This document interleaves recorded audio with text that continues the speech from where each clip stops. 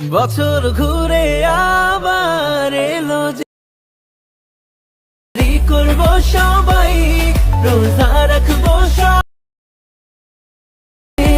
জানে নামাজ পড়বো সবাই। May I come in?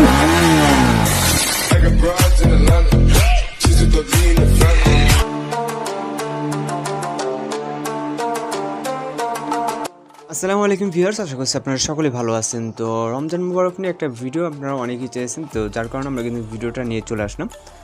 তো এই ভিডিওটা মেকিং করার জন্য আমাদের কিন্তু অবশ্যই প্রথম ক্লিপটা প্রয়োজন হবে এবং যে সাউন্ড আমরা যে মিউজিকটা এখানে ব্যবহার করেছি, তো সব কিছু লিঙ্ক ভিডিও ডিসক্রিপশন বক্সে দেওয়া থাকবে, আপনারা এখান থেকে ডাউনলোড করে নেবেন। ওকে, তো ডাউনলোড করার পর আমরা হচ্ছে ক্যাপকাট অ্যাপ্লিকেশনের মাধ্যমে এডিট করবো।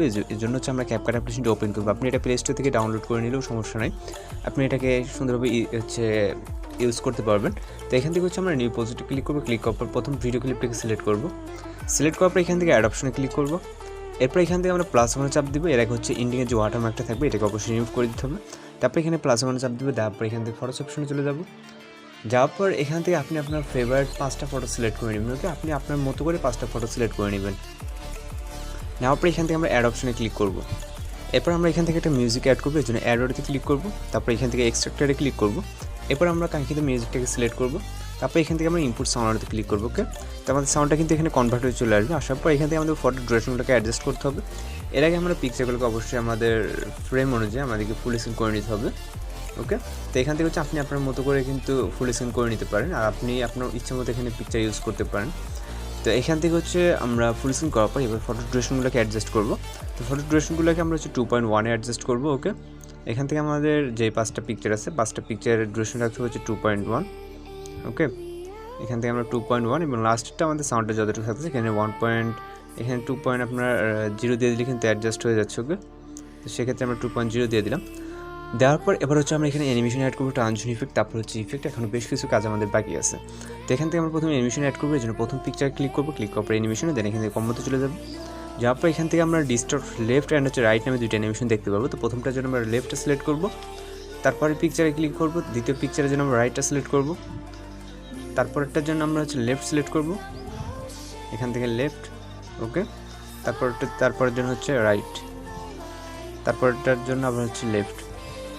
এরপর হচ্ছে আমরা এখান থেকে টিক অপশনে ক্লিক করবো। ওকে, মানে একটাতে লেফট একটাতে রাইট এইভাবে সিলেক্ট করবো। ওকে, তারপরে এখান থেকে হচ্ছে আমরা ট্রানজিশন ইফেক্ট অ্যাড করবো, যেন যে কোনো একটা মাইনাস ওয়ানে ক্লিক করবো। ক্লিক করার পর এখান থেকে হচ্ছে আমরা ব্যালেন্সটাকে সিলেক্ট করবো। এরপর নিচ থেকে এখান থেকে অ্যাপ্লাই টু অলে ক্লিক করবো। এরপর হচ্ছে রাইট অপশনে ক্লিক করবো। ওকে, তারপরে এখান থেকে আমরা ফটোর স্টার্ট পজিশন আসবো কিছু ইফেক্ট অ্যাড করার জন্য।